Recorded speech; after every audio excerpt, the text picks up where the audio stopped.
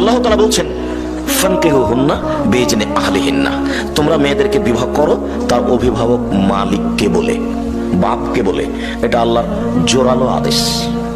এই আয়াতের ভিত্তিতে আমাদের নবী মুহাম্মদ সাল্লাল্লাহু আলাইহি সাল্লাম বলেছেন, আইয়ু ইমরাতিন নাকাহাত বিগাইরি ইজনি ওয়ালিহা, যে কোনো মেয়ে যদি বাপের অনুমতি ছাড়া বিবাহ বসে, ফানিকাহুহা বাতিল, ফানিকাহুহা বাতিল, ফানিকাহুহা বাতিল, ওই বিবাহ বাতিল, ওই বিবাহ বাতিল, ওই বিবাহ বাতিল, কোর্টের বিবাহ বাতিল। কিয়ামত পর্যন্ত সময় থাকলে কোনো মায়ের বেটা কথা এইভাবে উল্টে ধরতে পারবে না। যদি ধরে তাহলে বলবে যে আমাদের ফেকাতে লেখা আছে, এইভাবে বলতে হবে। যে কোনো মেয়েকে যদি বলে এটা আমার বউ, দুজন সাক্ষী, বিবাহ হয়ে গেছে, এটা লেখা আছে ফেকাতে। কিন্তু আল্লাহর নবী মুহাম্মদ সাল্লাল্লাহু আলাইহি ওয়াসাল্লাম বলেছেন, বাপকে না বলে যদি বিবাহ করে তাহলে সে বিবাহ বাতিল, সে বিবাহ বাতিল, সে বিবাহ বাতিল। কথাটি আল্লাহর নবী 3 বার বলেছেন জোর দিয়ে।